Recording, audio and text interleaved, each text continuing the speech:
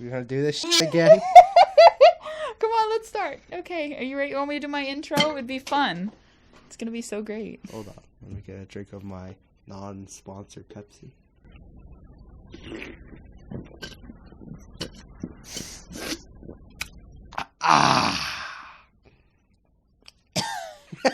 Hey, what's going on, guys? It's your BFF Snowy Oreo 663 here, right now, and I'm joined with my brother Kyle, aka Moody Blues 27, and today we are ranking all 25 Disney Pixar films, including Lightyear, which just came out.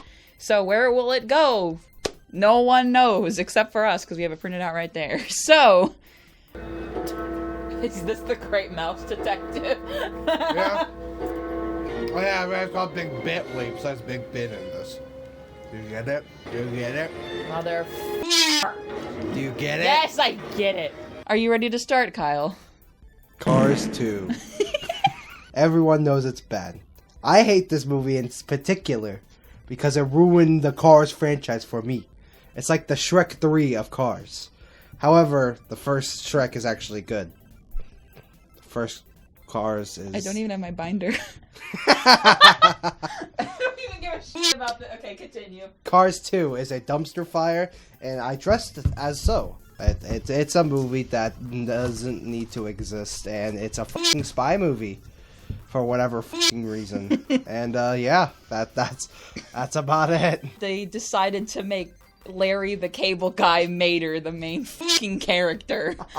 Who decided that? Who... Okay, John Lasseter directed this, which John Lasseter is a piece of shit. I think everyone knows that. Out of all the characters, I would have taken a Luigi! Pick Luigi! I would have wanted a Luigi-centered movie. Why a spy movie? Who built all these goddamn computers? They don't have thumbs. There's a motherfucking twist villain. They make Mater the smartest fucking character.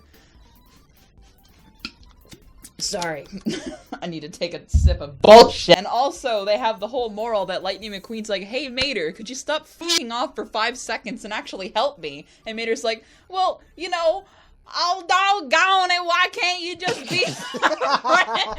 You can't just be my friend, man. And so the moral is about Lightning needs to stop being mean to Mater, who deserves to have someone be mean to him. My favorite character was Finn McMissile. Mine was also Finn, the only good character. And my favorite scene was the establishing shots of Tokyo, because that just looked pretty, and that's all this movie has going for it. And I didn't have one, so I put Elton John, as I do. I gave this film 2 stars. I gave it 2 as well. We're not doing this. Cars 2. We're not saying the stars anymore, because I edit that out. I'm sorry. Well, I said it anyways. Okay.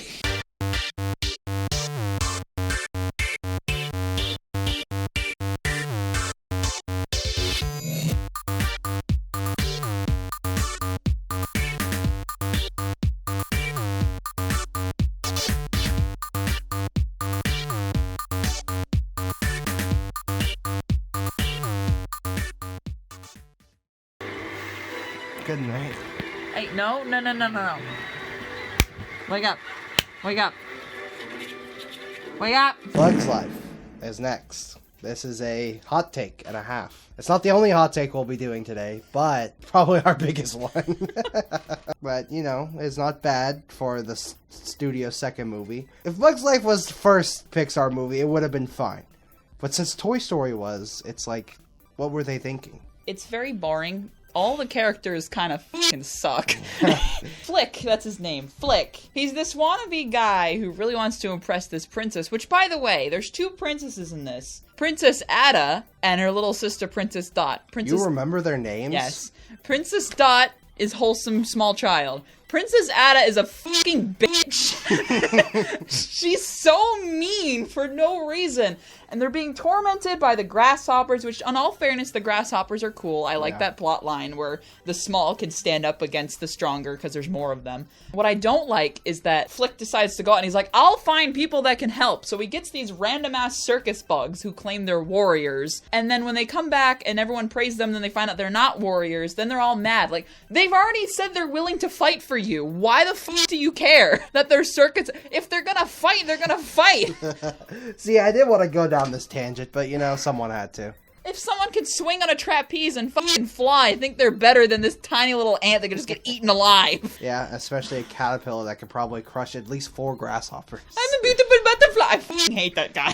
He's so annoying. Hopper's death was really scary where he got eaten alive. Yeah, Hopper as a character was good. There was that cracked out weirdo grasshopper that was kind of funny. That's about it. Yeah, the animation on the backgrounds looked okay. Yeah. So my favorite character was Princess Dot. I put Stick.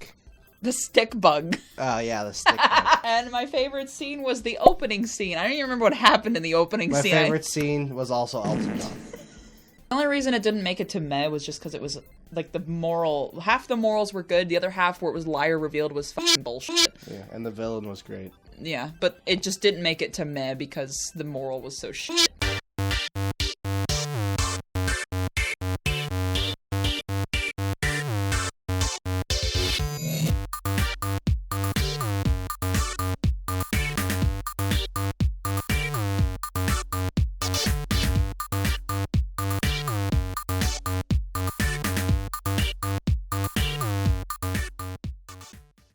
Moment, but where are we? Yeah. To bring it the moment, where the f*** am I? Honey, where am I? We are now on to the meh films. So, yeah. Incredibles 2. I'll begin with the good stuff, the things that I like about the film. The animation is crazy, like usual. You get to see more of the kids, which is nice, even though the first film you get to see a lot of the kids, so... Bob is a piece of shit, that's a bad thing, but, Ass, Elastigirl, we get to see a lot of it. Yeah, I don't like this film. I really like Incredibles 1. Yeah, it hurts to watch this film. Not even just the twist villain, everything about this film just feels boring. Because the first film feels so adult. It focuses on, adult topics, like a wife scared that his husband is cheating on her. This film doesn't talk about anything. It's just a baby film. Twist villain is ass. I don't need to tell you that. Everyone knows that. If you think Evil Endeavor is a good villain, she's not. She gives me anger. I was kind of hyped for this movie, even though I'm not the biggest fan of the original Incredibles. I went in, and Frozone was there, and Edna was there, and that's really all the requirements that I had to make me think that this movie was worth the price of admission. Screenslaver showed up, and I nearly had an epileptic seizure, even though I don't even have epilepsy. I thought the design of Screenslaver was fucking awesome, and then it was revealed who it was, and I'm like, oh, who could have seen that coming? Her name was Evil Endeavor. It's the lady who plays Ugga in The Croods. She couldn't even bring anything.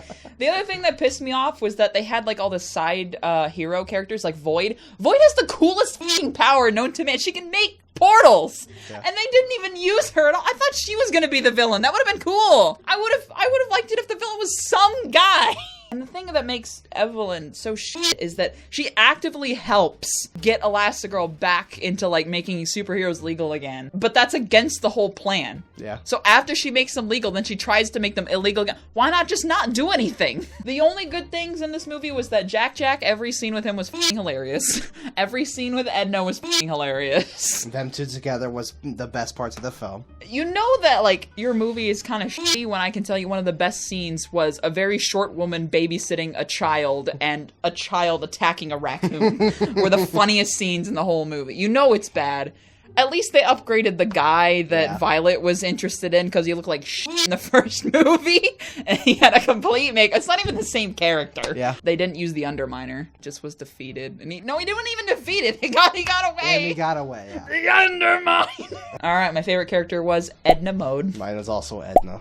And my favorite scene was Jack, and Edna when Edna was babysitting. My favorite scene was Elton John.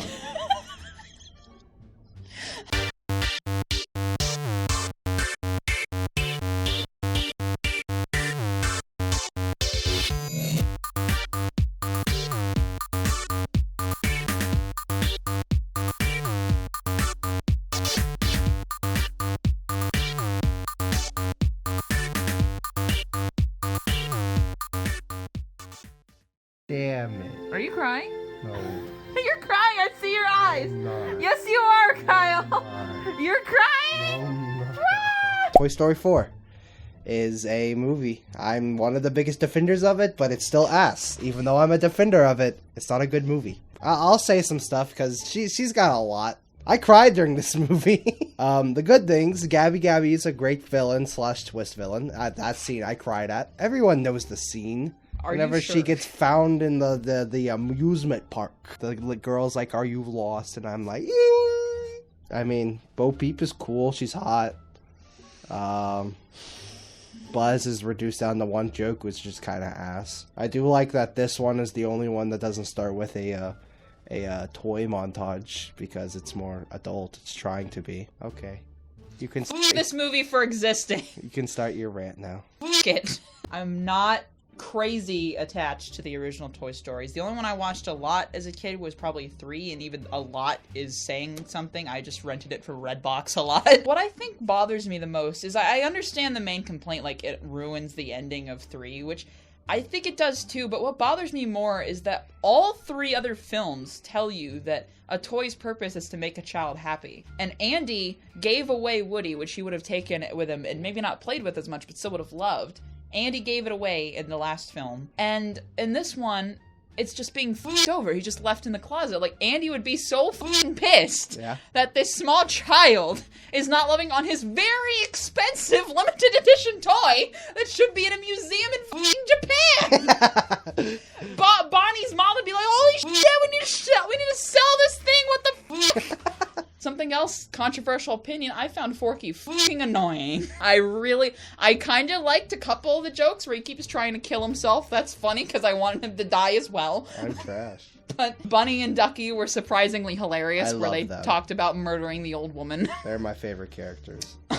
Buzz and Woody splitting up I think that scene was done well, even though I don't think Woody should have left. Because it doesn't make any sense after what we've heard what a toy's purpose is. It looks pretty. The dummies were fucking horrifying. Yeah. What else we got? There was Keanu Reeves played a character who I don't even remember their name. Duke Kaboom. Okay. I love Duke Kaboom. Noted. My favorite character was Gabby Gabby. Mine was also Gabby. And my favorite scene was when Gabby Gabby found an owner. Mine was also Gabby. Gabby what? It just says Gabby, yes. Okay.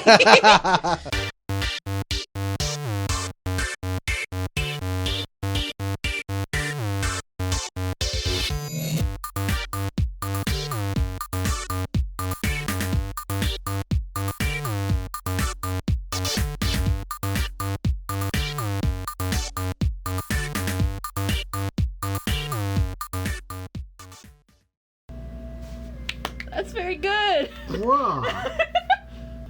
We just came off of a high scene. We just got high together, and now we're talking about our dead family members. So, hot take. First, we have The Good Dinosaur, and I know a lot of people put this really low. It's definitely a movie. It's not horrendous, but it's also not very good. There are about 2 or 3...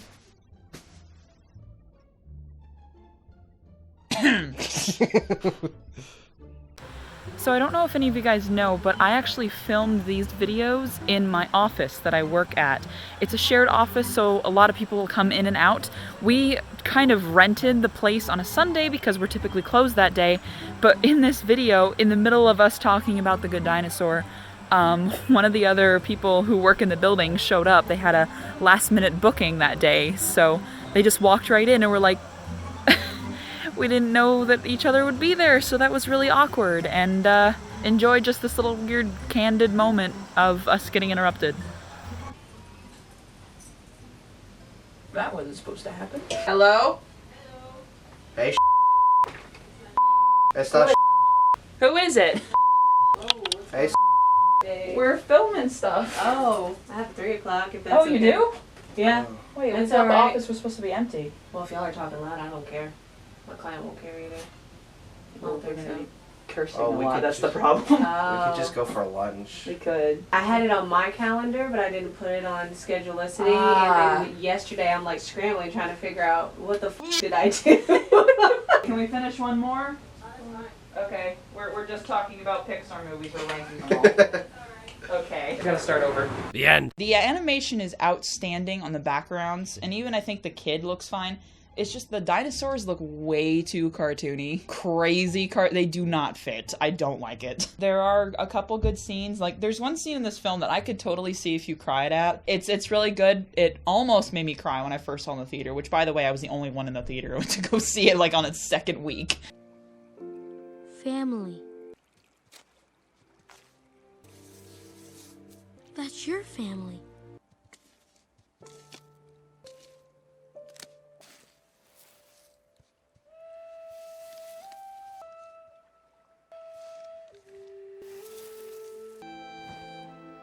Arlo is the main character, and he screams a lot. He has 2 siblings. I only remember one of them because he beat the shit out of him when he was first hatched.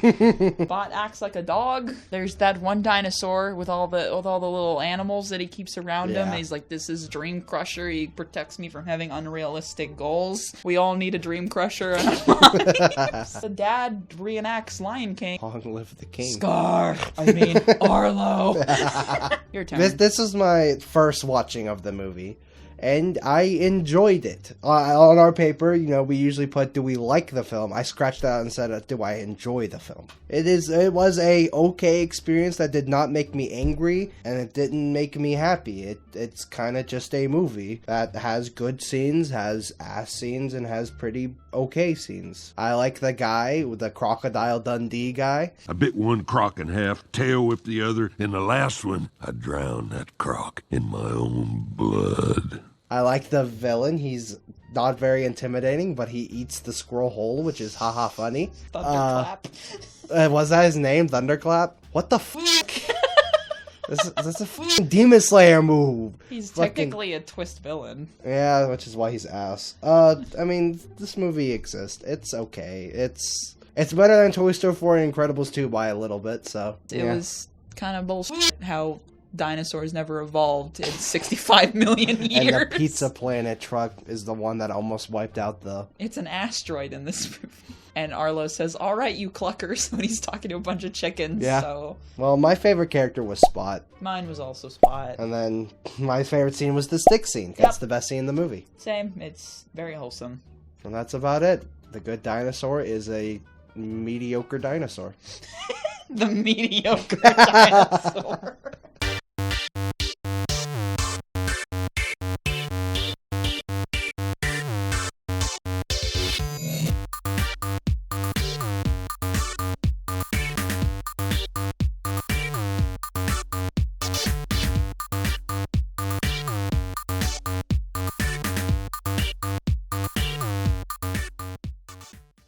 Oh boy, I love racing. Left turn, left turn.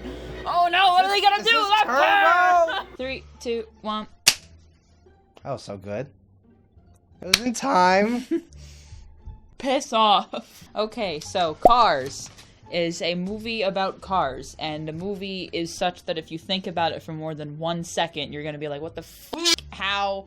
Why? What? Why are there buses in this universe? Okay, I'm not gonna go off on that tangent. Don't go on that tangent. Just talk about the movie. Okay. Lightning McQueen. He says a kachoo. Okay, I'll talk. Growing up, I really, really loved. Upon rewatch, it is not as good as my nostalgia told me it was. Kind of like, a lot of, 30% of the Disney movies. Story-wise, it's good. It's about a race car meeting humble himself in a small town. Lightning is fine. It's all the side characters that don't either do anything or they're like Mater. He's not funny in this one, and he just doesn't really have a reason to exist besides being the friend of Lightning McQueen. He says, "Kacha." Kachiga is great. I love him. It's just a movie that exists that has really good moral to set, but really weird basis to do. Like, if these were humans and this was happening with humans, it would be perfectly fine. Mm-hmm. It would be a perfectly passable movie, probably even a masterpiece. But no, it's not. It couldn't have been, human race car drivers. It had to be the cars themselves, so. I like the concept, I guess, that he's just an asshole. And he winds up in Redneckville in the middle of nowhere. Yeah. I kind of like that. I mean, the story's been done before, but, it's fine. I kind of like the small town feel, and I love the little details. Like, the mountains are, the backs of cars and stuff like that. little details, and we love Doc. Doc is sweet, sweet Doc Hudson. And then, of course, we have the ending where he pushes the older guy across the line, and he comes in last place, so that way the veteran can finish his final race. But then Kuchiga wins, and no one cheers because obviously he's a dick. Yeah, like Cars. Speaking of dicks, how do they reproduce? Shut up! I noticed the lady had a tramp stamp. The female car had a tramp stamp. This movie's got a lot of songs that have already been written before, but I think all the covers are actually better than the original. Yeah. If you've ever heard the original Shaboom, it's kind of lame. And the original Life is a Highway is kind of... It's okay, but you don't get the same feeling. It's better in this one. Yeah. My favorite character was Doc Hudson. Mine was the Italy duo. And my favorite scene was the Shaboom drive where they finally fix up the town and they go dancing. Yeah, that's mine as well. Cars is a completely passable movie. Just don't think about it. If you think about it, it all goes down. Are they alive? And, Are they sentient machines? Okay, this is over. Help! It's over.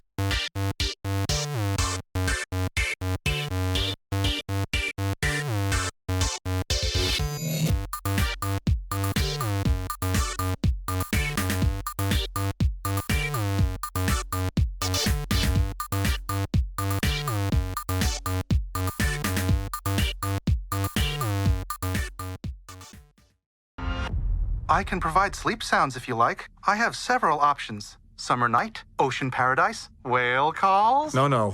White noise is fine. Very well. Good night, Socks. Good night, Buzz. Next on our list is the most recent Pixar film, Lightyear. Before I start, I should say that nobody f***ing wanted this. It looked mildly interesting, but nobody asked for this. Second thing I'm gonna say before we actually go into the plot. Everyone calm your damn shits about the gay kiss scene. It lasted like two half seconds. It's not important to the plot, and it's just over. It's super...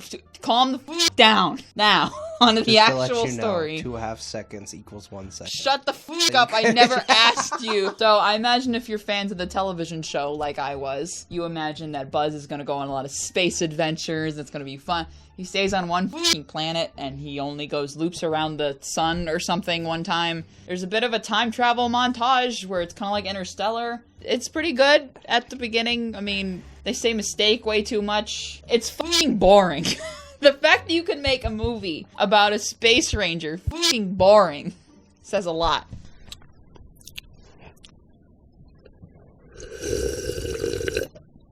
That was me at the movie theater. After I left the movie theater, I thought that was definitely a movie that I saw. I saw it with my nephew and his wife, and they both also agreed that it was a movie that I saw. On my paper, I put, what does this film do well? I put socks, pretty, and gay.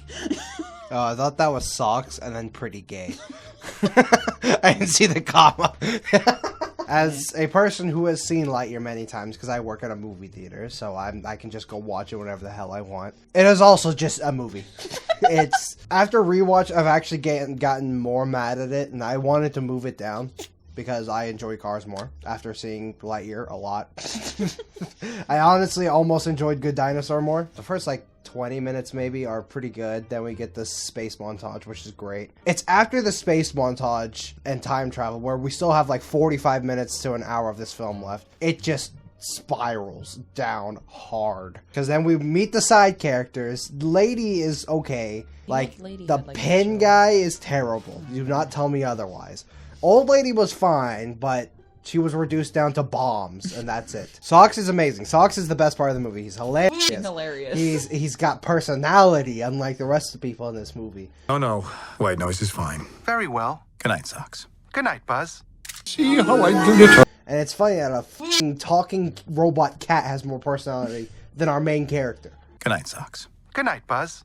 Okay, let me just get this out of the way. Chris Evans did a good Lightyear. What they had him do as Lightyear was terrible. It's a movie that I don't want to talk about it anymore. It makes me sad thinking of it. Because it could have been so good, it had all the potential, and I'm so upset that this movie came out and not turning red in theaters. Well, we haven't talked about the worst part yet. I don't want to. Do I have to? We need to. We need to talk about Zurg. Okay. Zurg is by far the worst villain since Cars 2. I said it. It's the worst Pixar villain. Even the design was kind of lame. Have you seen the toy design? Because supposedly this movie is the movie that Andy saw that made him want a Buzz Lightyear toy, which no the f*** he would not. He would want a Socks toy. Yeah. He would not want and I know they said like, oh, it's because his mom didn't find it. No, it's because Socks didn't fucking exist until you made him for this movie and made him more likable than the main character. Good night, Buzz. Somebody once told me the world is gonna roll me. Like, they kind of played a bit into it, because originally in Toy Story 2, they made it kind of like a Star Wars thing, like, oh my gosh, I'm your father, no! Like, they did that whole parody thing. In this one, when Zurg first unmasks himself, Buzz is like, Dad? And then he's like, no, it's me! I'm you, Buzz, from the future!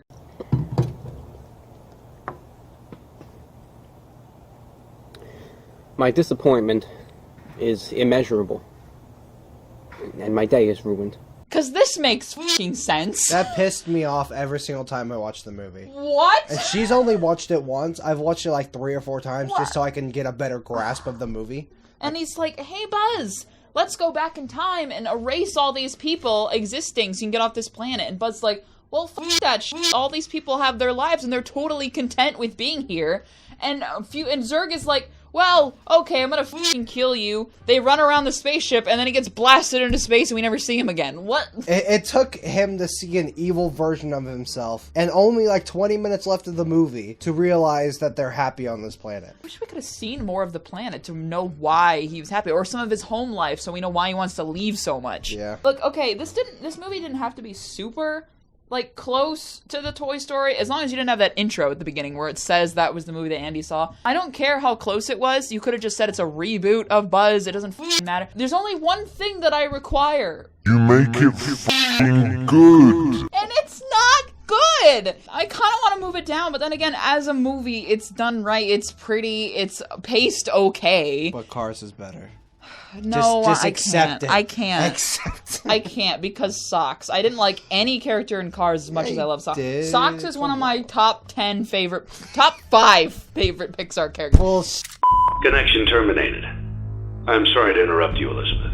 If you still even remember that name. we don't have to tell my favorite character ha- in scenes. It's Socks. It's just Socks for everything. Favorite scene my favorite scene was the time travel montage because I thought that was just cool. Mine was Socks. Just Socks everything. Yeah.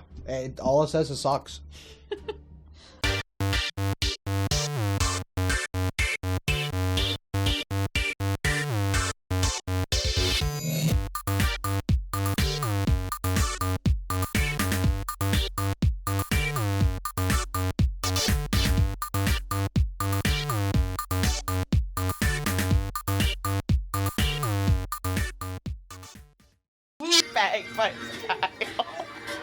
I'm not funny.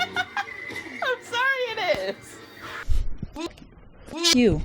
You. You right back, you dumpling. In Cars 3 head ass. Lasagna. Our next movie in the good tier, as we are now in the good tier, is Brave. I don't like it all that much. There's Scottish bagpipes that she finds funny. The guy shows his ass, so it's almost an Illumination film. It has a very strong message about woman power, and it's nice to see a daughter and mother bond. This doesn't feel like a Pixar movie. Kind of like how Lightyear doesn't feel like a Pixar movie. We didn't say that, but I'm saying it. It doesn't. It just feels like it's kind of a movie that just was made to have Princess. But then Princess was like, I want to be independent.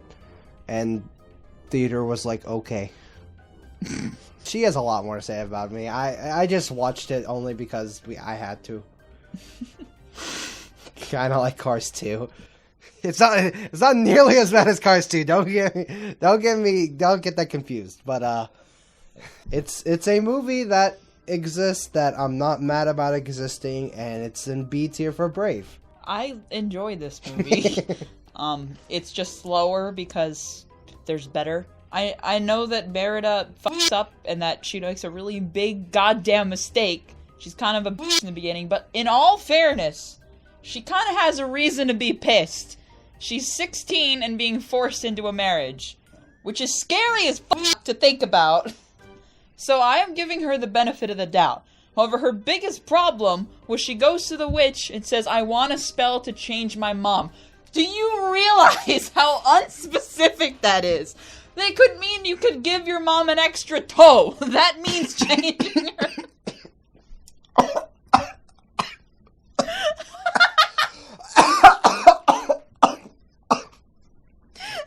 Can't say that. And I know a lot of people don't like this movie because, oh, the advertising made it seem a lot. Fuck the advertising. I don't give a shit. That's why I don't watch trailers anymore. Because everyone. Your eyes are so red. I almost just choked, man. I don't know. I like this one a lot. I think Merida's design is super cool. I really like that. And, yeah, I like the mother-daughter thing. In my list here, I put bagpipes, as you mentioned. Bagpipes are fucking hilarious to me, and I don't know why. I've got a very sense of humor, alright? I laughed like 10 minutes at that image that's currently over there. The side characters are kind of shitty. I don't really like the clan leaders. I like the dad, good dad, Fergus. He's okay. He's I mean, I figured he would put one and one together and be like, the bear is my wife, but, you know. Boobies. Oh, the maid lady. Yeah. I was afraid you're going to show me that your favorite scene was Elton John again. Oh, no, boobs. Okay, anyway. I know we said this last time. Please burp that way. My favorite character was Fergus. My favorite was Merida. My favorite scene was the boobs. When the little kids jumped into the boobs. It's pretty funny. I like boobs. Boobs. Boobs is a pretty funny word. Every time you say boobs, I'm gonna put a picture of Drake and Josh on the screen. Boobs. Stop! You're gonna give him a seizure. Boobs. Stop. Boobs. Okay, my favorite scene was the "Touch the Sky" scene, the song that Merida sang. Well, that's insane. Sings over the. You know what I mean. F you. Boobs. Shut up. You said you would Drake and Josh on the screen. That's all I need. Boobs. You're going to give them a seizure. Good. If you have epilepsy, please do not continue with this video. We love Brave. Boobs. Okay.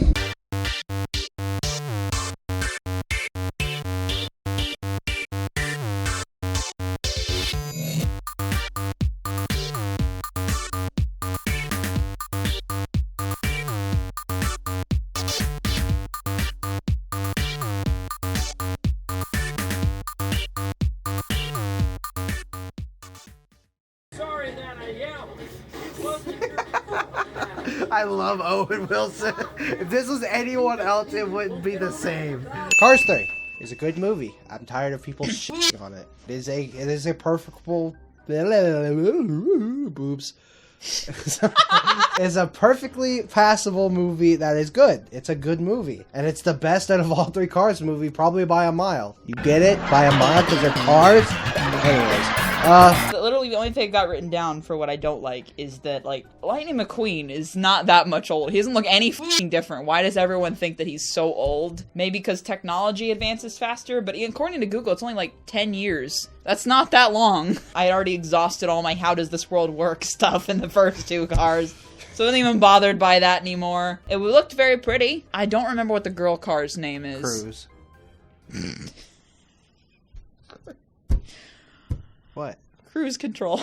Yeah, that's the joke. Oh, I just got because he's lightning, because he has a lightning sticker. Cruise. Oh my god! They go to a derby race. My god! I think I ingested crack before I watched that. They're being chased by a fucking school bus with horns. Miss Frizzle. Probably the best scene out of all three movies besides the ending of Cars 1. Kachiga comes back and he's still rubbing in the face that he won the award one time. Kachiga pulls a Spider-Man and starts doing the fake news shit. I love that we get to go into the past of Doc and Lightning gets to meet the people that taught him and raced with him. And I love seeing that Lightning is now accepting more things than usual and even embarrassing himself, where he was sorry about the cruise and blah blah blah. He's at that point where he doesn't want it anymore. He's accepted his fate and ready to move on. And that's great! If only if they weren't f***ing cars. That'd be amazing. Anyways, I love this movie. It's great. The only reason I put it above Brave is that scene where he apologizes to Cruz. He basically f***ed up. I don't even remember what he did, but he just f***ed up. He made her feel bad. So he drives in front of her on Mac inside of the car. And then he performs a stupid-ass dance. He's like, I'm f***ing sorry. My bad. I'm an idiot. I told you you're probably going to not like the breakup scene, but you're going to love the get back together That was scene. wholesome. And the fact that he was willing to do that, I'm like, okay, all right. I personally don't really like any of the Cars movies that much, but this one's still a good movie. Well, my favorite character was Smokey, the older car. You probably don't even remember who that is. Nope, I'm gonna have to Google it. My favorite character was Luigi. And my favorite scene, I put Yes. I couldn't decide on one. Okay, I put the Derby race because holy shit. Did you put crack in my tea?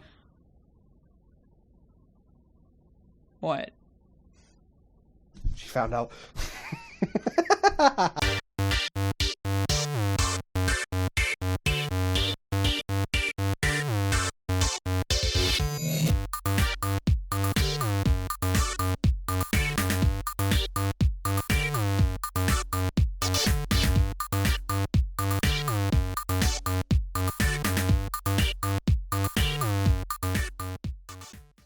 Well, I don't know about you, but I think a lot of kids would still be scared if like a small round green eyeball just started talking to them in the middle of the room. Go Mets! Come on Mets! Let's go Mets! Come on Mets! Love the Mets. Anyways, Monsters University is in our great tier, the bottom of great. And it's a very good movie. It's really, really good. It's a lot more than just the ending that you remember. It is decently funny. The middle section is a bit rough, but I love seeing where Mike and Sully came together and became the boys. This movie's really good. I mean, there's not really a lot to talk about. I mean, I kind of like the scare games. They were very fun Yeah. to watch. I mean, it was kind of f***ed up that they were letting these kids get brutally murdered. they're not kids. They're adults. They're in college, remember? You look at Squishy and tell me that, man. Oh yeah, the mom listens to heavy metal and I love it. I also love the Octodad and the mom. Yeah, wholesome couple. Best couple. Everyone f***s on Mike for not being scary, which is kind of the whole moral of the story. You can be born some way, and that just limits what you're able to do. Like, there's nothing Mike could have done to make himself more scary. But everyone always tells Mike, you're not scary, we're gonna let everyone down. But he's probably the second scariest member of that group. Yeah. Have you seen Squishy? I'm going back to him. Like, I don't know why everyone's not shitting on everyone else. Art was annoying. Oh yeah, I did. Except for Art. one joke. I can't go back to jail!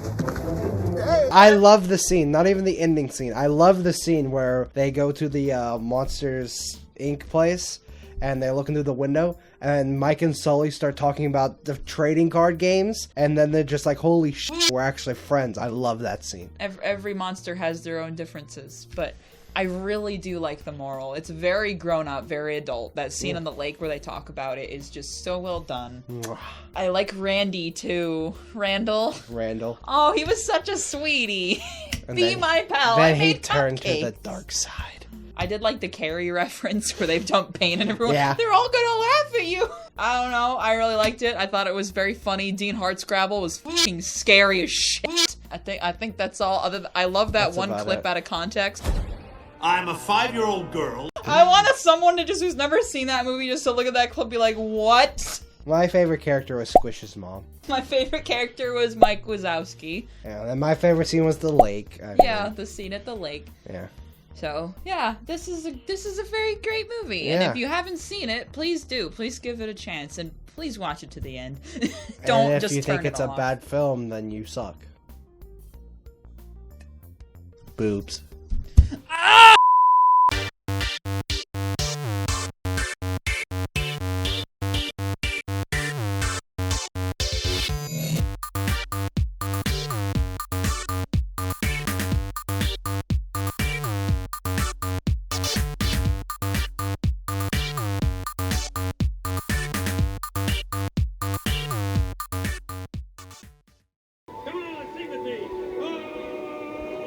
Cut.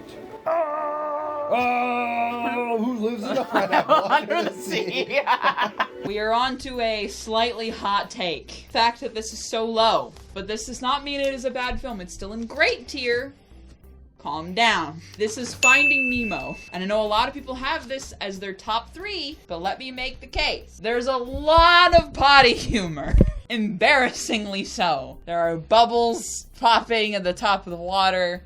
They say butt a lot. The Tank Gang's not as good as I remember. No, Tank Gang's not that. Except for Gil. I like Gil. That's about it. Yeah, as we were mere infants at the time. I wasn't even alive when this movie was released.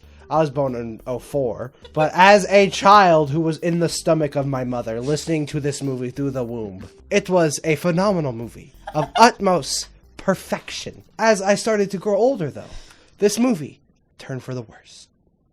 Let me explain. If you use the power of quantum physics to debunk this movie, you take the Tank Gang, the annoying plot.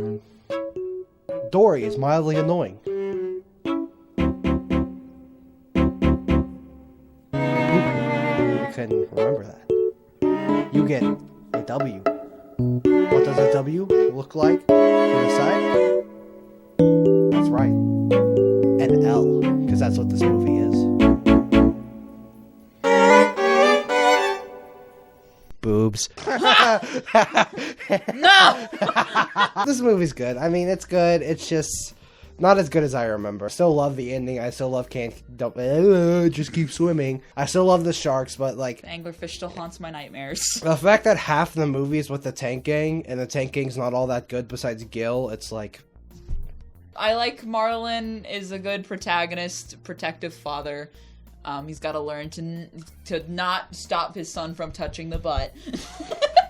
Dory is slightly annoying, but I think she's still got her moments. It's still kind of wholesome. Yeah. It's pretty, actually, for a movie made in 2003. It's freaking gorgeous. Very. The manta ray, I can hear that in the darkest corners of my room. Oh! Yeah, I can just hear that at all times. It scares me. It's creative as well. I kind of like the slight talk about disability they have in there with both Dory and Nemo. So, and Squirt. Yeah, Squirt. Remember, he was the smallest of the litter? Yeah, Crush has to teach Marlin that it's okay to let your kid find their own way sometimes. We love Squirt. Look, this movie is still great. It's still phenomenal. But it did make an entire generation of kids, every time they go to the aquarium, they see a clownfish like, oh, Nemo! And then I just sit in the back chomping on goldfish in the aquarium. My favorite character was Darla. Oh shit, she scared me. Yep. Darla! Rock and roll girl. They played like the psycho theme when she came in there. What? Mine was Crush. Yeah, and then my favorite scene was with the turtles. Yeah, mine was the EAC turtles. This movie is a good movie. Just because it's here does not mean it's a bad movie. Yeah, calm down. Calm just your taste. means that we liked and enjoyed other movies better.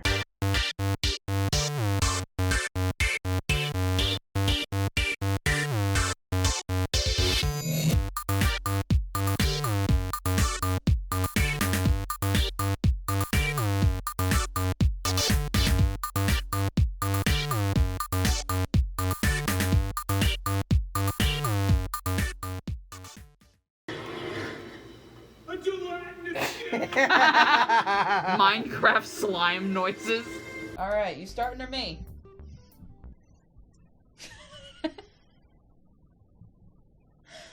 Do you want to start, Kyle? Kyle? Earth to Kyle? Our next movie is a very controversial movie that, came out at the beginning of COVID, so not a lot of people have seen it, besides on Disney Plus whenever it was added like 3 months later. Onward. Onward is better than Nemo. Fight me. Onward is good. It's very good. It's very wholesome. It's creative, very beautiful. It's very, very pretty. And it's just overall a good movie about the boys and the bros just bonding and having... I know this hits a lot of people because for some people, their parent is their older sibling. It's not my case, but I know a lot of people. You mean that their sibling is their parent? Yeah. Okay, let me retry that. A lot of people where their sibling is their parent. And Guinevere's the best. Why did you take that away from me? Please point that in the other direction. This is probably one of my favorite relationships in all of Pixar. That's between the brothers, Ian and Barley. I thought Chris Pratt was an okay voice. I know a lot of people shit on him for some reason, but he's still okay. I mean, Jack Black was handwritten for this It part. should have been Jack Black, but that's beside the point. I really like that Barley is always obsessed with the magic shit, and when they finally get a chance to use magic, Barley doesn't have any magical powers, but Ian does. And he doesn't get upset about that. He's super encouraging. I do like the plot of that Ian never got to meet his dad, so he's super into it. And Barley had met the dad, but then he wasn't able to say goodbye to him because he was too scared to go into the hospital. So, like, the ending hits so goddamn hard. What's your wizard name? Everything. What's your wizard name, bro? Come on, bro. You can't be hitting me with that. Whimsical. I think that was the cry. I think that's the missing cry that I did. Did you think I think cried? I did. Yeah. As I was a COVID child, my mom wouldn't let me out anywhere. This is my first time watching it, and I think I cried. I might have. It commits. I'll give it that. I was half expecting the dad to get to stay longer in the world after he was brought back. But no, they had him disappear, and Barley was the only one who got to see him, so... And I love the scene where Tom Holland character... Ian, yeah. I know you just said that, but... And I love the scene where he's flipping through his little notebook and he has a list of what he wants to do with his dad. And he slowly starts checking them off whenever he thinks of Barley. Yeah. It's so good. Yeah. I think this movie gets better as it goes on, because in the beginning, Barley can be a bit annoying, but, like, you can still just kind of tell that's his interest. Yeah. He's just way over top. The only thing I don't like is there's a little cliche points, and the pixies are really f***ing annoying. I know we're supposed to be focusing on Barley and Ian, but I feel like we could have spent a little bit more time into the magical people getting their powers back. Yeah, a little bit more, so it doesn't just seem so I generic. love the scene at the pawn shop, though, where the scorpion or the Manticore just murks that lizard. Holy shit. Okay, I know you're gonna want to say something about the mother. Yeah, I don't need to. They know. Just show a picture of mom here in my hand. Yeah, you guys know. She is dummy thick. Holy fuck. Like, Elastigirl is like, she's only that thick because she can like stretch and this bitch, holy fuck, she got no powers and she built like a oatmeal cream pie. Holy fuck. And we even get to see her work out and move. Holy shit. Yeah, the mom's pretty hot. She's pretty good, yeah. She has mom ass. She has Pixar dump trucks. She's the person you think of whenever you think of all Pixar moms have dump trucks, her and Elastigirl. Even though not a lot of them have dump trucks, only her and Elastigirl, and then like Andy's mom in the third one. No, right, Andy's in the third one. And three. Not in 1 and 2, but she's still just like 4 pixels. But in 3, she does have a dumpy. And Barney's mom. Okay! Boobs. Last thing I didn't mention was that the dragon at the end they have to defeat is so f***ing cool. He's made out of the school, and his roar is the school bell. Alright, my favorite character was Barley. Mine is Laurel. That was her name. Mom? Yeah, that was the mom's name. And my favorite scene was the dragon fight and Barley seeing the dad. They're kind of like one scene, Yeah. so... Mine was the Cheeto scene where they float down the river on the big Cheeto. I love that scene. I love that was their solution. And then the blob. The gelatinous cube. I'm so happy we get to see that.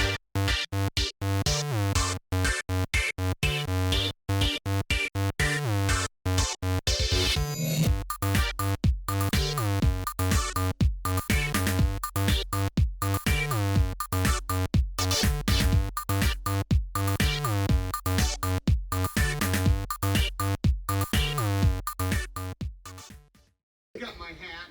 Look, I'm Woody. Howdy, howdy, howdy.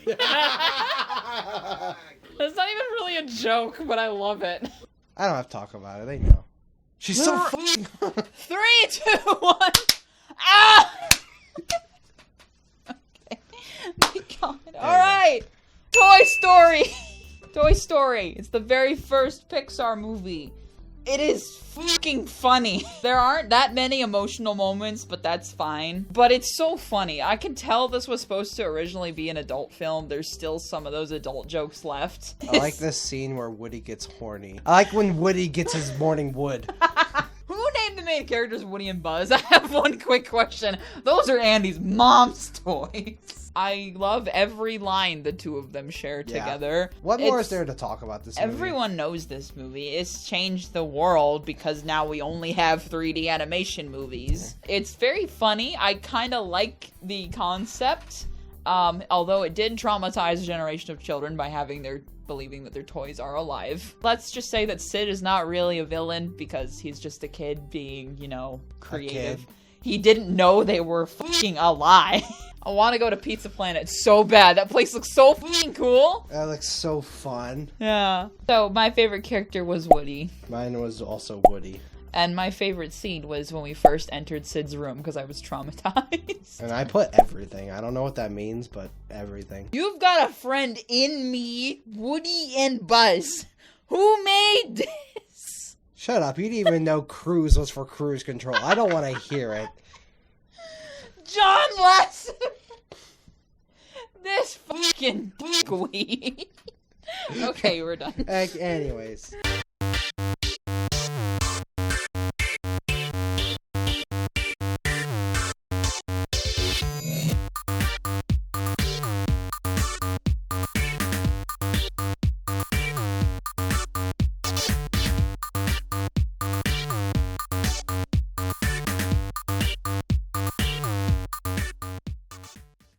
Come on, Kyle. Not a similar. He's literally a sea monster. It's a metaphor. No, it's Kyle. not. He's literally a sea monster. It is a metaphor. It would be fine if it was a metaphor if he wasn't a sea monster. Then it wouldn't be a metaphor. Then it'd just be serious.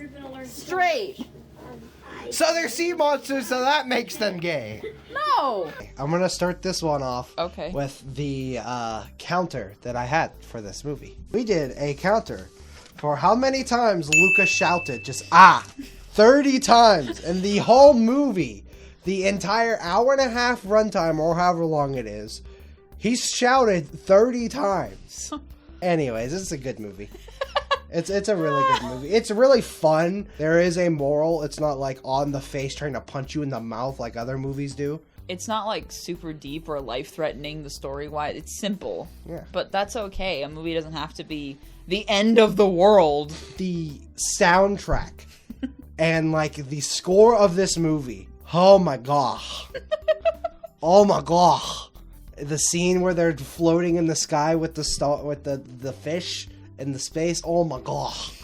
I'm half Italian, so I definitely vibed with this. I don't know any Italian, but you know, I vibed. I learned Silenzio Bruno, and what's wrong with you, stupid? And bobbity boo. What the f*** was that? The dad is the best dad ever. Best father figure in any film ever. Yeah. I'm sorry, Mufasa. Massimo is now best dad. Massimo is the best Pixar dad, Disney dad, any dad out of any animated anything. And it's even better that he only has one arm. It's just how he was born, and I like that. I also like how Julia's got divorced parents and they handle it well. They don't make it bad or anything. Yeah. It's just she stays with her dad during the summer, and during the school year she goes and stays with her mom, and it's good. And, you know, Massimo basically takes Alberto and he's like, small child who has been abandoned, mine now. Yeah. I am your father. Steals a sea creature. The only really negatives I have of this movie are just like two. It feels a little fast sometimes. Like, having so much fun, it does go by fast. Like, we were watching it and then it was over and I'm like, holy shit. It ended real fast. Yeah, where the f*** did it go? When did it start? And then two, the breakup scene's kind of cheeks. I f***ing love it. I just think it hurts to watch, which is a good breakup scene. But like, I love the get back together scene though. It's mwah. He brings the umbrella. Oh yeah, it's so good. And then the scene on the tower, whenever they're staring at the stars after the breakup scene, and they like just talk. Mm-hmm. It's so good. I love the breakup scene just because like that was like the only time a Pixar movie literally had my jaw on the floor. Yeah. Since like I was a kid watching like Up and stuff like that. Wreck-It Ralph. But like, oh my god, when Luca frickin' points at Alberto and says sea monster, I'm like, what? Yeah, it hurts to watch it. Ow! Like, I don't know really why I don't like it. It just hurts to watch. I don't know. It's not like outstanding visually, but the creativity they do with the visuals is so good. Like the fish in the sky, it's so clever and it's so good. This world I think they made, which was the water looks real. Yeah. The scenery looks real, but I think it's different from The Good Dinosaur because these character designs are cartoony like The Good Dinosaur, but they fit in this world. There's a bit of a sort of animation edge on it where it doesn't look photorealistic. Yeah. So they fit in fine. And I think it's also because it's not landscapes, it's a town. Fuck you. Alberto is now my son as well. Yoink. Take. Oh wait, one more thing. You have got to shut up. This film can be taken as an allegory for hiding your true self. Okay. Hey, I'm serious. It can be. Like what the grandma says at the end is like, some people, they'll never accept him, but he knows how to find the good ones. Say whatever the f*** you want. I can see that as a metaphor for being gay, LGBT, anything at all. Really, just anything. Being the other. Acknowledge my thoughts. Look, I'm fine. Yeah, why gay is the first thing? Like, that's the first thing that comes to my head, because you could just say different. I kind of see it a bit that way. I think it's just like a couple subtle scenes, like when they like kind of like hold each other like that. It's just the boys. You're weird. That's just what you do with the boys. You also kiss the homies goodnight. And and you're not gay. No. Who's the hottest Disney character? Boobs. Drake and Josh. My favorite character was Alberto. Mine was Massimo.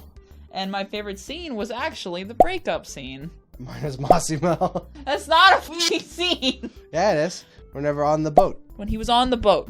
Yeah, with Luca and Alberto. Then put Massimo on the boat. Elton John.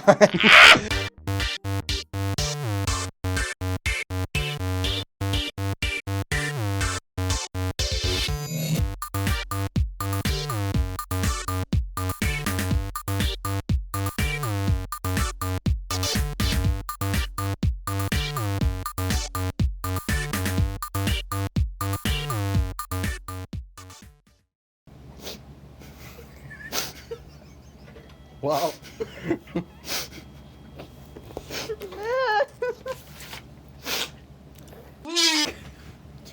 I really think we can get those 2 cries.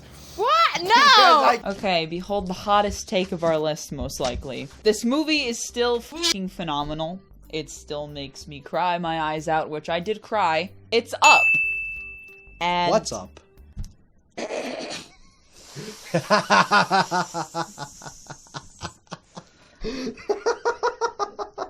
Zen.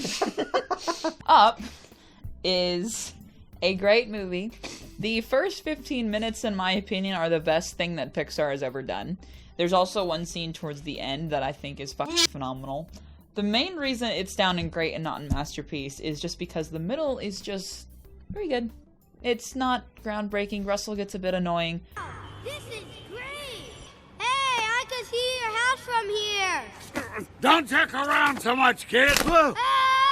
I love Kevin. Kevin is best Pixar mom. We love Kevin. Massimo and Kevin as a couple. No! Give it to me, now. No! That's a fan fiction somewhere. No! But, yes, I cried. This movie is gorgeous. It's just fantastic. You know it's fantastic. You're probably angry that it's so low. I've never been the most attached to this film, only because I think the middle is just mediocre as hell. Like, it's okay, but it's just like... If the middle was just a movie on its own, it would probably be like bottom of good, top of meh.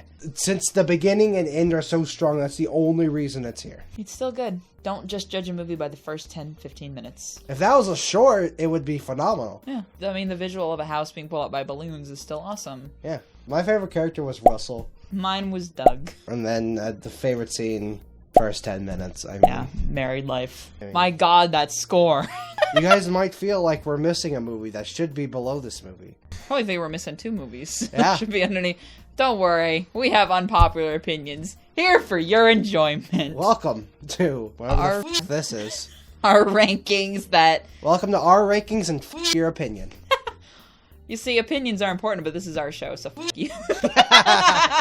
Boobs. Oh my God, stop it!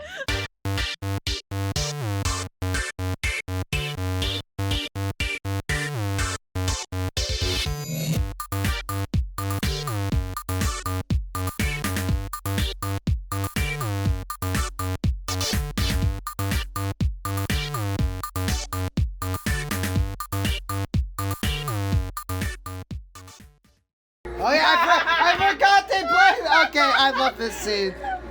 I forgot they played this song. I love this scene. Fuck you, Finding Dory is spectacular.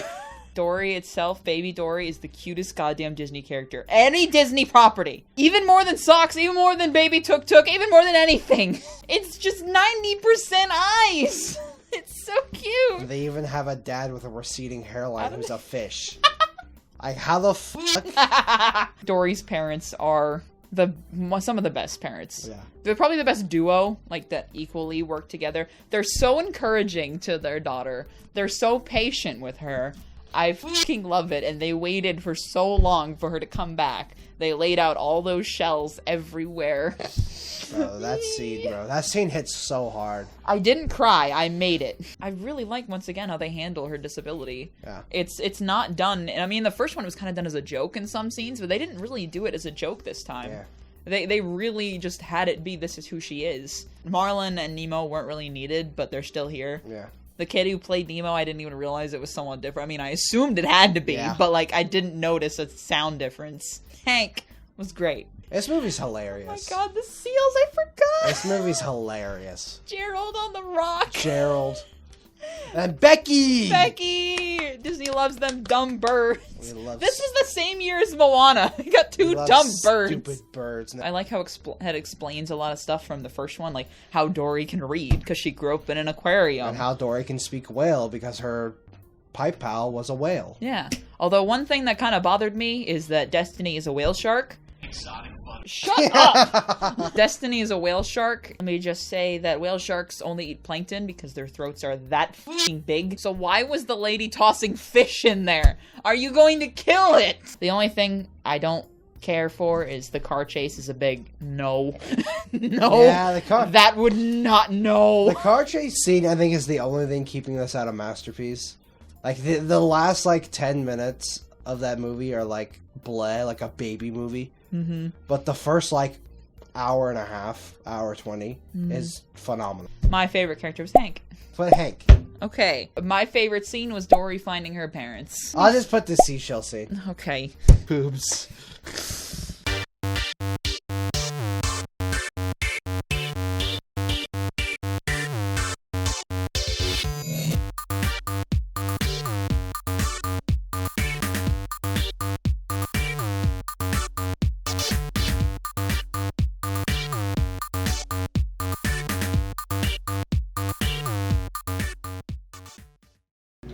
I didn't cry! Woo!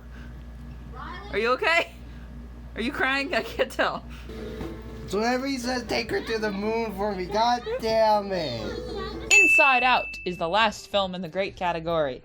He thinks it should be a masterpiece. The only reason it's here is because there's so many plot holes. Just take the core memories in the thing that they sent the Triple Dent gum commercial and send it back to fucking headquarters.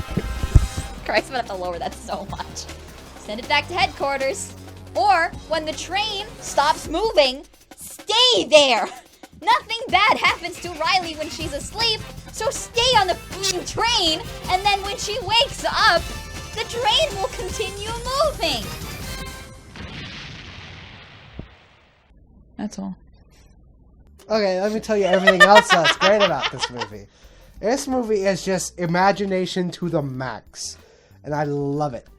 And the plot holes are fine, because it's a child's mind. Why is Joy able to cry? Your emotions can have emotions too. So do they have little emotions in their head? That's the whole point. That's the point of the movie, being able to combine your emotions and be able to look at memories in different lights. I love this movie. I cried again during fucking Take Me to the Moon. I love that scene. Oh, Bing Bong. Bing Bong is the best character. Fight me. I love the clown scene. I love all the random shit that happens. I love that they go to the 2D world. I love the House of Cards. I love the clouds. I love everything about this movie. I love the scene where Riley comes back from after getting her emotions back and just cries. Mm-hmm. And it's an ugly cry. I love ugly crying. Whenever you cry, you're not going to be pretty all the time, Disney. I like ugly crying, which I will get back to later in another movie. It's okay to cry. That's what ugly crying shows. That's what the moral of this is. It's okay to be sad. It's okay to feel negative emotions. You don't have to be the happy person at all times. Which, whoever designed these emotions in people's heads, why did they have one positive emotion and 4 negative ones? Also, why is Riley have 2 male emotions? Everyone else they're all gender and they all look the same with the same haircut. Because she's still working on her emotions. What about the boy? The boy had them all look. They were all... Puberty. And the score. Don't even get me started. Ooh, just those like piano again. Yeah, it's just the piano. My favorite character was Bing Bong. Mine also. And my favorite scene was when they first went into Imagination Land, especially when Sadness got a participation award. And my favorite scene was Take Me to the Moon. Or Take Her to the Moon. Take her to the moon for me.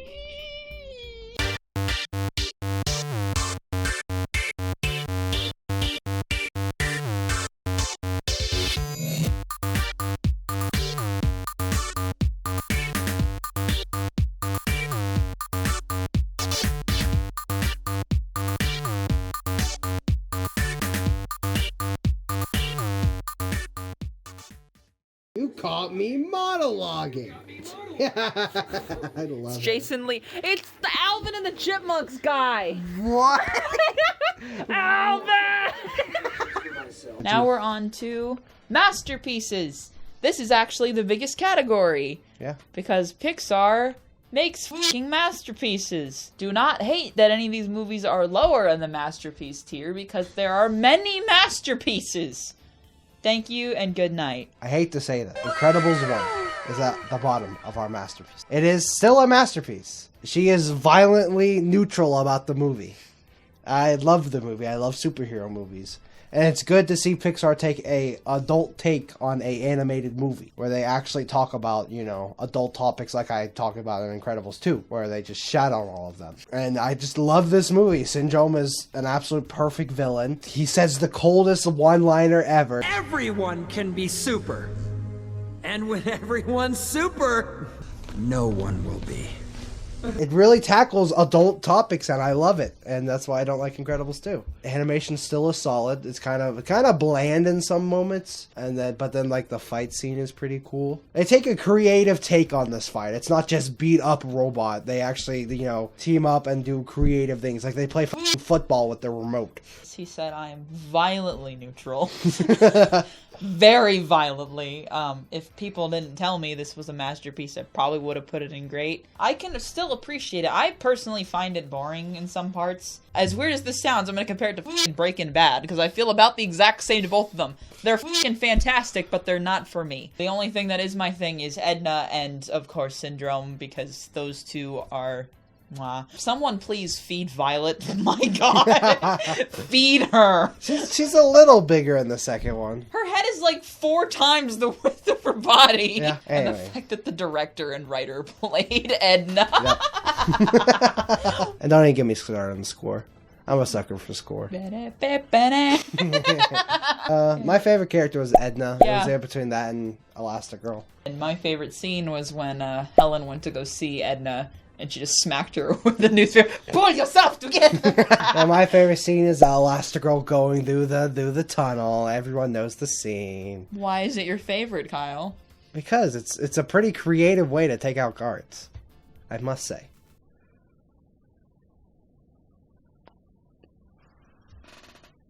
Boobs. And ass. And thighs. And personality. Moving on.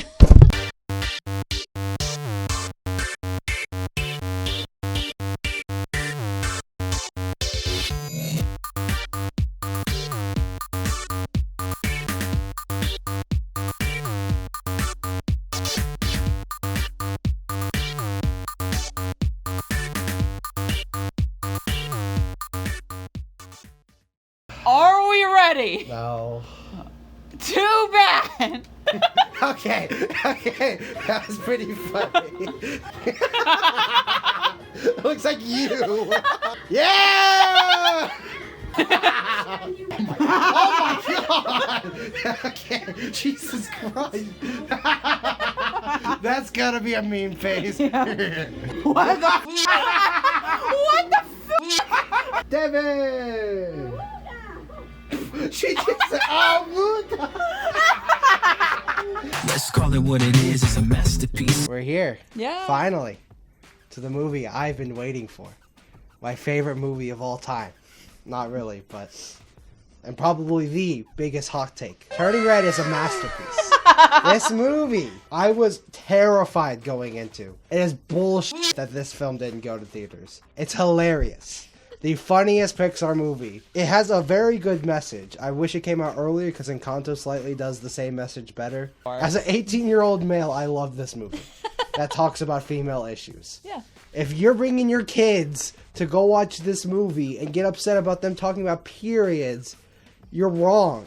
You should be teaching your kids this shit. It shouldn't be weird that we have to be normal and not show that shit. No! Hold on one sec. It should be normalized. We should talk about this shit. I grew up in a house full of only females. Me, and then my sister, my mom, my other mom, and then 2 other sisters of a male. And I had to hear about this shit all the time. It should be normalized, you fucking weirdos. If the child is old enough to like, comprehend what's happening, they should be old enough to know what a period is. Because girls can get it as young as 9, so, like, they should know about it. Yeah. And boys should know about it, too, because this shouldn't be something that we have to hide all the time. Going into it, I was scared because the advertisement for it. She didn't watch any of the trailers, but I did, and the advertisement for it seemed a little cringe. But then watching the film, all those scenes that seemed cringe in the trailer was actually wholesome. And I love the friend group. I love them with all of my life. Abby is the best ever, and you will fight me for it.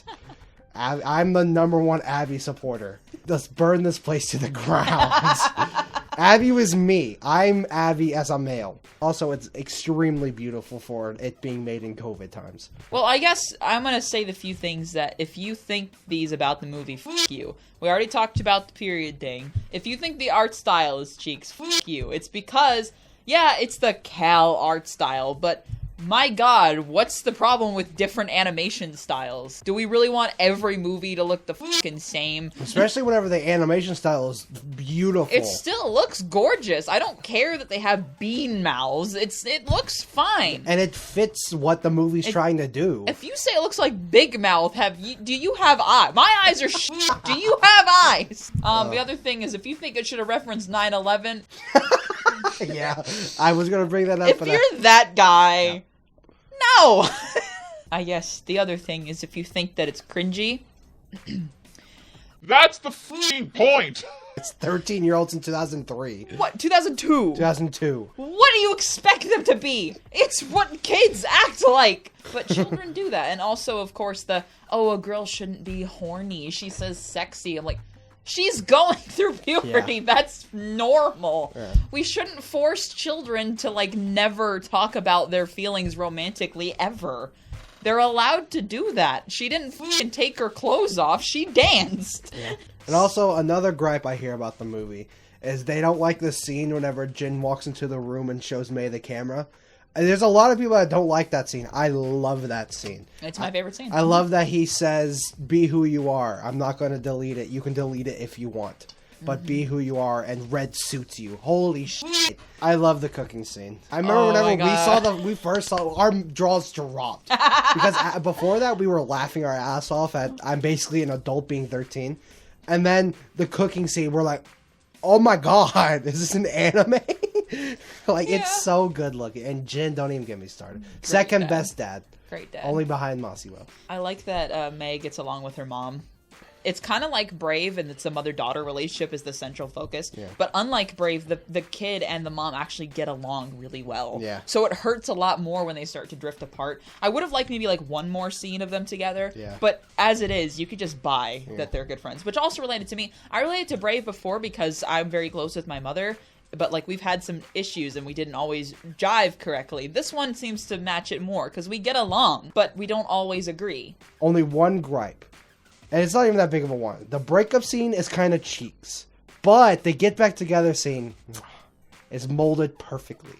It's what 13-year-old girls would do. The Tamagotchi. Also, the Tamagotchi is in the holy grail of Disney. Yeah, I mean, I did put my Tamagotchi up there. The battery's dead, but, it's fine. Yeah, she bought a Tamagotchi just because she liked turning red. Yeah, I had it live its life fully twice, and then I never restarted it because I was bored. If you don't like it for any of the reasons we listed above, you. If there's another reason, if it just wasn't your style, that's okay. Yeah, that's okay. It's okay if you don't like it. But if you are one of the people that say Lightyear is better than this movie, you're wrong. Okay, my favorite character is Abby. Mine is also Abby, obviously. Yeah. And my favorite scene is the dad in the room. Yep, same. Although, honorable mention goes to the concert. Yeah. When May's mom falls over and they try to sing the song and the 4 town members join in. Oh, there's a kaiju battle.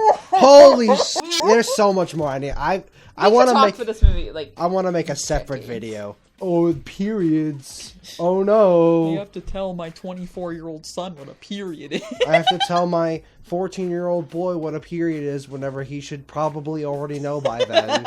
Because he's probably a freshman or an 8th grader in high school. He probably has already looked up 3 times worse things than that.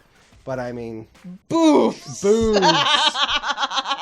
Naked women. Okay, let's move on. So, like... It's great. It's great. It's okay. I love you. You.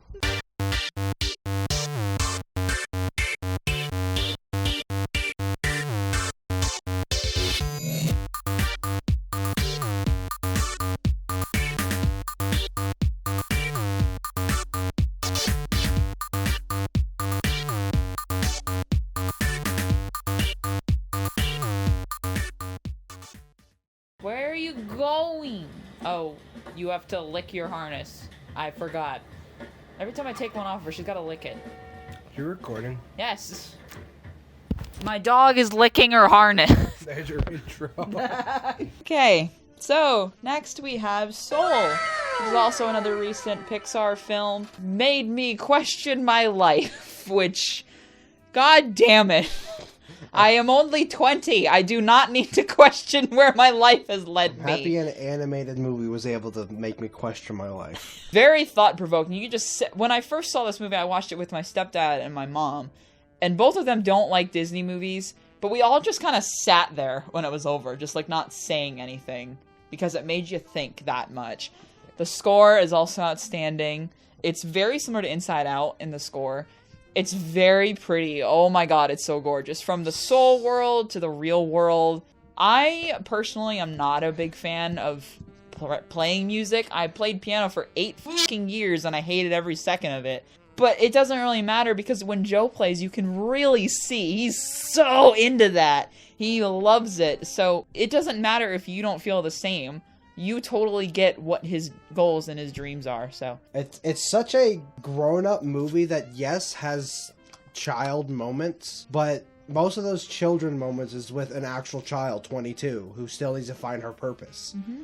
So it's kind of understandable. And I love the, like, kind of, it's almost like the middle portion whenever Joe goes into the cat. Because that gives him the chance to realize that it's about the little things in the world. You don't have to shoot 5 million miles away to hit your target.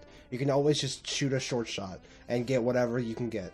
And it's great. It's very thought-provoking. It makes you think, have you been successful in life? Mm-hmm. It doesn't matter.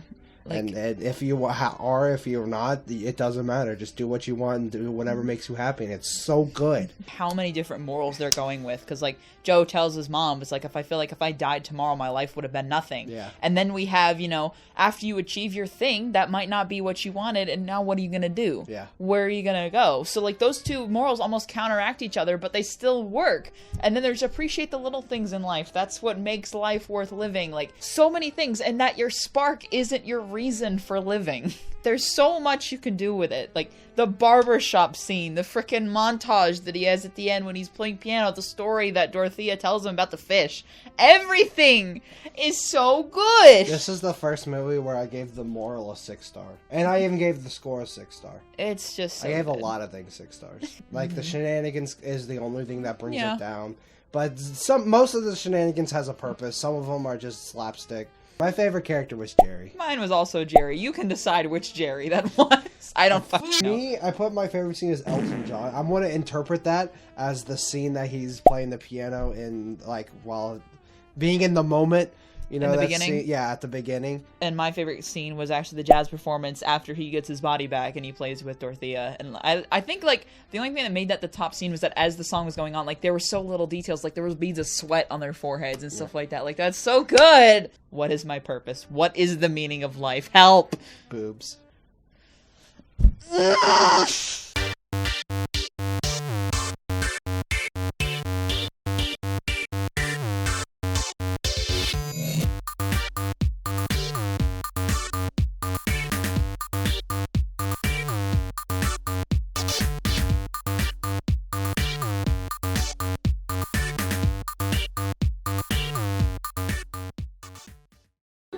I'm okay. I told you I need my emotional support dog. Are you okay? I didn't expect you to actually cry. Move on. We haven't even got to the ending yet. Exactly! Toy Story 3. A movie that she almost cried 3 times in. I cried twice. And almost the third. It's a really good movie. It is a very passionate and moving movie. This movie's a lot more than just the ending scene. Everyone always thinks of the ending scene just like they always think of the beginning scene of Up. The rest of this movie's great. Lotso is a great villain. Jailbreak is the most creative and most fun jailbreak I've ever seen. I grew up with this one. I didn't watch as much as I wanted, but like, because I didn't have it on DVD. But any time that I was allowed to rent a Pixar movie, it was this one. I freaking love it. It's so pretty. Like, it's so bright and colorful, but when it needs to be, it gets all dark and scary. And it's super adult, like, especially towards the end, where, like, they all willingly accept their fucking death, and I just cried again. I love the jailbreak. I find that so cool. The monkey scared the bejesus out of me. The banoodles out of me. Oh my god, the monkey. The conclusion's great. The character development is great when Woody finally learns that he needs to let Andy go. They also have Buzz finally fall in love with Jessie. The moment we've all been waiting for. He turns Spanish. Hell yeah. And then, Kyle, we have the dynamic duo that is Barbie and Ken. Yep. The best power couple of the century. I love every fucking scene with those two. It's Ariel plays Barbie, Princess Ariel. And then, of course, there is the ending where I cried a second time. Yep. So long, partner. I don't give a fuck about any other scene. That is the one line that will always just make me burst into tears. My favorite character is Ken. Who's your favorite character? I literally didn't even fill it out. I think it's because I couldn't pick one.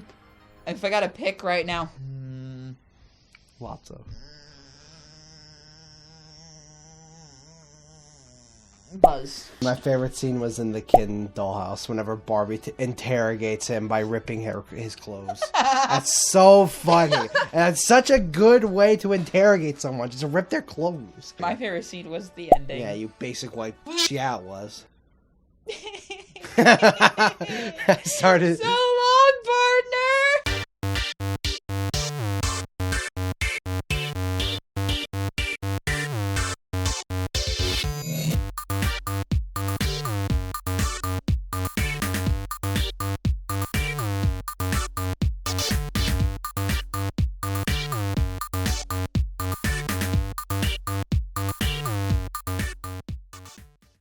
You know, this all could have probably been solved. Be like, hey, my name is Miguel Rivera. And he's like, holy shit, that was my wife's name.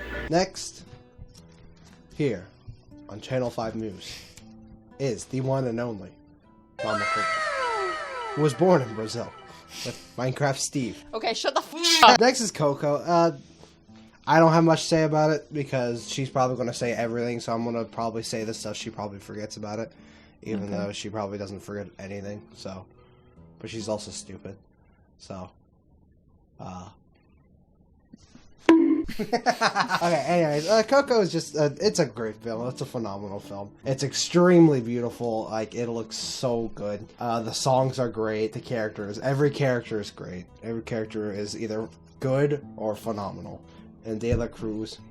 This is my favorite Pixar film. It's obviously not the best, but it's definitely my favorite. It's so fucking pretty. Oh my god. They even have fucking Peach Fuzz. Yeah. What the shit? When I first saw this in theaters, the beginning kind of scared me because, like, oh, you know, it's the kid who doesn't want to do the same thing as his family. Yada yada, heard that before. And then we go to the land of the dead, and it looks fucking beautiful. And then we get flying Technicolor Tiger. And then we get Dante, who is honestly just okay, in my opinion. But then we meet Hector, and they vibe. He gotta go meet his great-great-grandpa and get his blessing to return to the land of the living.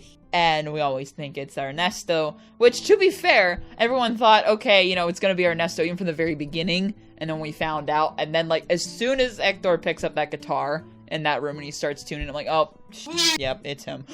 He is gonna be, I mean, come on, man. I didn't realize what actually would have transpired. I didn't think Ernesto would be the bad guy. I thought maybe he'd just be, like, a self-centered Yeah. But he actually was really nice until that reveal, and even after his reveal as a villain, his personality, the way he acts towards other people, doesn't change. Yeah. He's still the same person, which means it's a good villain. Every time I see this, I've seen this movie about 15 times at this point. I have not made it through once without crying. I start tearing up at first when Hector sings the song that he sung to Coco when she was a child, and then I just bawl my eyes out when Miguel sings it to Coco at the end, which I'm still pissed that my mom thinks Cinderella is a better movie than this. The only thing I don't like about... Oh, the breakup. Yeah, the breakup is actual ass. Like, it's really bad. Like, the breakup in Luca, I can talk to you about, and I still don't know why I hate it. I don't even really hate it. I just think it's probably the weakest part of the movie, and I don't really know why. It actually is by far, by a mile, the weakest part of the movie. Still better than Emperor's New Groove breakup. My favorite character was Hector. Mine is Dante.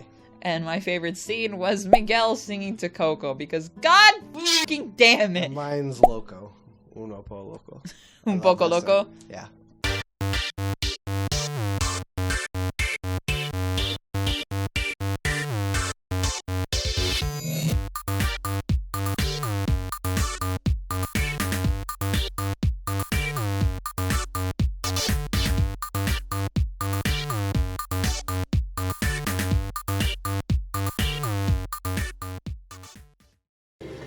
Like, there's no f***ing way. Planes go like, okay, that plane isn't on runway, but that thing is probably going about 30. It's my biggest complaint about this movie, that there's no f***ing way Bullseye should be able to keep up with a f***ing plane. That makes him the fastest being in the world. Holy shit. I was wrong as I was about to say. Typical takeoff airspeeds for jetliners are in the range of 149 to 177 miles per hour. So, that's a big hunk of metal moving very, very fast. I cried during Toy Story 2. This is where Zurg got his spotlight. Yeah. It's almost like Lightyear. Him. The thing about Toy Story 2 is that on surface level, it just seems really simple. And, like, when you're watching, you're like, yeah, that's a good movie. But when you compare it to just other films, like, it's fantastic. And you can't really put your finger on why. Yeah. But if you put this any lower than where it is on our list, it just doesn't seem right. Toy Story 2 is a great movie. Yes. Zurg is amazing. Woody and Buzz are amazing, like usual. Mm-hmm. All of the cast are amazing. Yes. We meet Jessie. And Jessie. Bullseye. And Jessie Stinky and Pete. Bullseye. I love Stinky Pete. Another one of the best villains. Twist villain. I would not say the best. There's no No. way he's the best, but still one of the best Pixar and Disney villains. One of the most effective twist villains. Yeah, one of the most actual threatening twist villains. Because, you know, he actually does shit whenever he twists over. Not like Hans, where he does jack shit. Woody has an existential crisis. Yeah. I don't want to play with you anymore. I love the second Buzz, and I love how he's exactly acting like how Buzz was at the beginning of the first one. And then he plays catch with his dad, Zurg. We love to see it. I love the Barbie guy. The Barbie guy. I love the Barbie guy. This movie is also very funny. I love Wheezy as well. Wheezy. Then he doesn't even show up for any other Toy No. Story. So, who was your favorite character? Bullseye, because he's so cute. Mine was Jessie. And my favorite scene was Jessie's backstory, because it made me cry. My favorite scene was yes. I could not find one, so... Not because there wasn't a good scene, just because there were too many good scenes, so... But if I had to choose, it would be I have to drive all the way to work on a Saturday. I can't believe I have to drive all the way to work on a Saturday. All the way to work!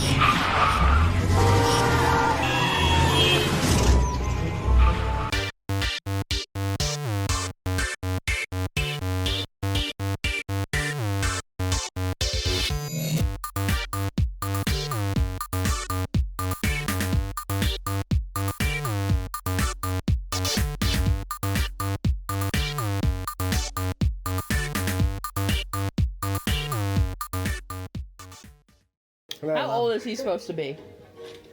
I gotta find out. I'm guessing 23. 23? He's definitely in his 20s. Mm-hmm. No How way this guy's 30. old is Linguini?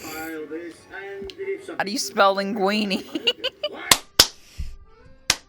Okay. Spuana vitesene sono le oppa. Ratatouille, it's phenomenal. Everyone knows that. If you don't think it's phenomenal, you're stupid. What more do we have to add to this movie? I am hungry. Just thinking about this movie. I will just tell you all the negatives of this movie. Skinner. That's about it. Okay, so I'm doing my Disney Pixar ranking where I'm basically trying to find a picture of Chef Skinner from Ratatouille, just do a quick cutaway gag or something. So, but I'm finding these cursed images. Okay, so this is Chef Skinner, right? Okay, and if I just...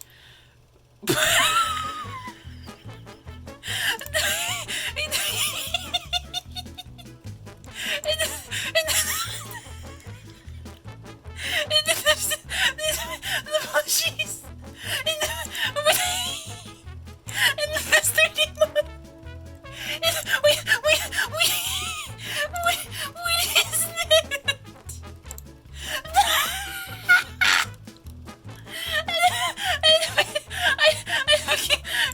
There's like a set, but then there's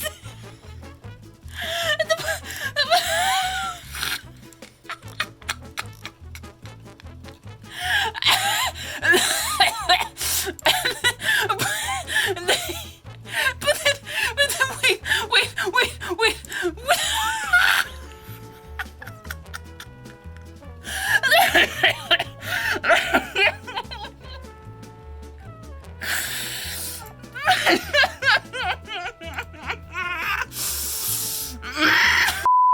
He was fine in the beginning, and then he really needed to leave in the middle. Skinner was the only bad part of this movie. And whenever the worst part of your movie is just okay, you know you have a phenomenal movie. Yeah. You know it's great. It's probably the most adult. I say it's even more adult than Incredibles. Just because, like, it's not really aimed towards children. Yeah. The climax is just a guy talking. Like, yeah. And there's the only scene that's, like, you know, not so much adult is the chase scene. And that has to do with Skinner, so we don't count it. What more do you have to add? Like, anyone can cook. Anyone can cook. Except Linguini. Linguini Alfredo. Alfredo Linguini is his name. What the fuck? He has a little beard. Go watch the movie. He has a little beard. I didn't notice that he had a beard. That man is 19. Yep. What the fuck? Colette's hot. Remy is a very good main character. Mm-hmm. He goes through an arc, which is we love to see. Mm-hmm. I love the dynamic between him and his dad. Because, yeah, his dad is trying to get him to stay, but he has a reasoning. It's not just like, no, you're not going to leave me. I love the scene where all he says is, follow me. And not a single word is said, and they go to the rat poisoning place, and not a single word is said until after they've thought about it. Mm-hmm. It's so adult and good, and... Just the dialogue they have there is just so adult. Where are you going? With luck. Forward. Keep moving forward. Shut up. Everyone's motivations make sense. No one does something that I'm like, that's stupid. Yeah. Even Skinner's motivations, like, I don't want to be over in this scenario. I'm not crazy. I saw a rat. Ego is one of the best written characters ever. Mm-hmm. Fight me. That scene where he eats the food, just the flashback, and then like she said, the climax of just him talking, it brings chills down the spine. His review. It's so good. So, by the way, I think I might be Gusteau. Gets one bad review. Die. They even add, like with Colette, they add a subtle bit of, like, feminism in there. Like, women don't often get cooking jobs. And I actually believe Linguini's in Colette's love. My favorite character was Colette. Mine was Ego. And for my favorite scene, I put yes. Because my favorite scene is the entire movie besides the Skinner bits. Yeah. So. And my favorite scene is Ego's speech at the end because resonation with me. This still have to close the restaurant because you know they did have to let the health inspector go.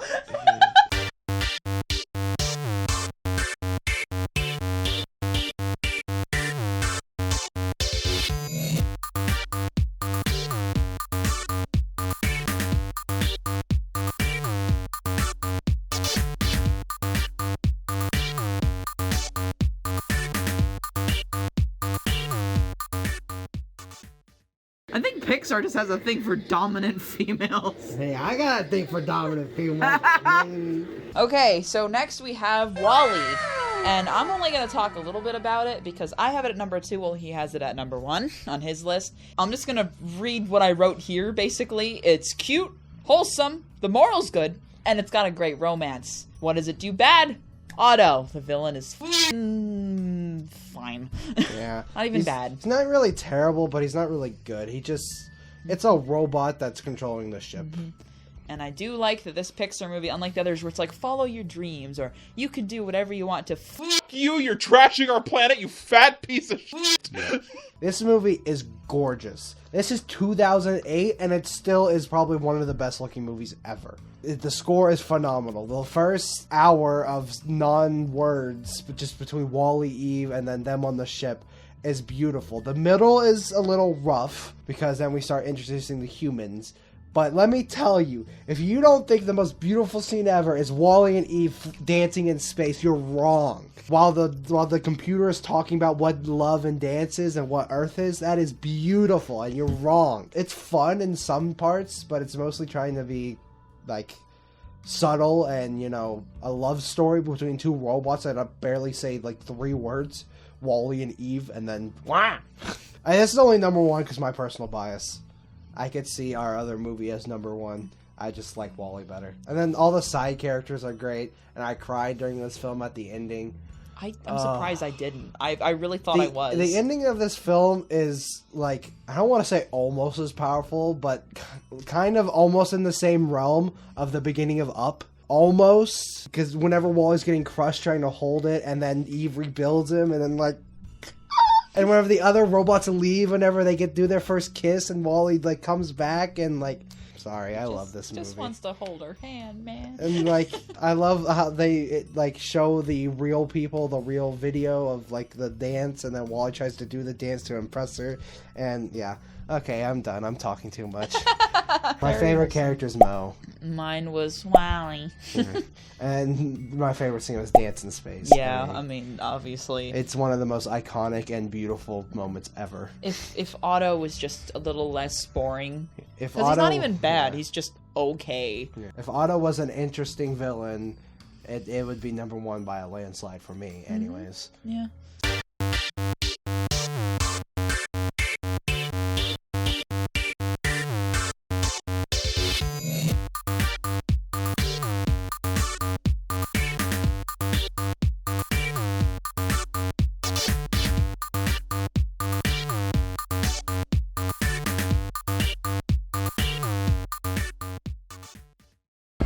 Thing on? Hello, testing. Hey, good evening, how are you? Nice to see you. Never mind, you're in kindergarten, right? Oh, I love kindergarten. Best 3 years of my life. All right.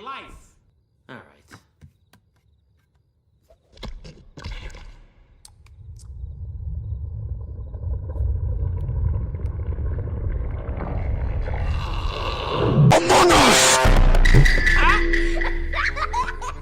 Hey, thanks a lot. I'll be here all week. Remember to tip your waitresses.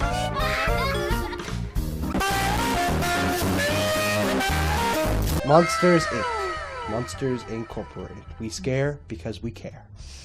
This movie is a riot. It's still really good. I personally think WALL-E's number 1, but I can easily put this number 1 as well. The movie is just fun. The first like 30 minutes are so much fun.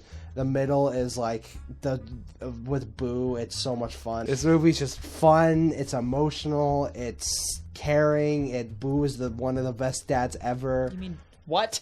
Not Sully? Boo. Sully. F*** me. I love the bit Mike always gets his face cut off, and yeah. Let me just say that Mike and Sully are bros. They're homies. They are the homies. I think that they are so f***ing hilarious. And every scene, it's Billy Crystal and John Goodman. Come on, man.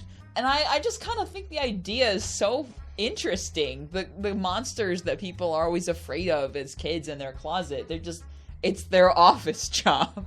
It's You forgot to file your paperwork, Ross. Wazowski. I love Roz so much. So, Boo. Ah!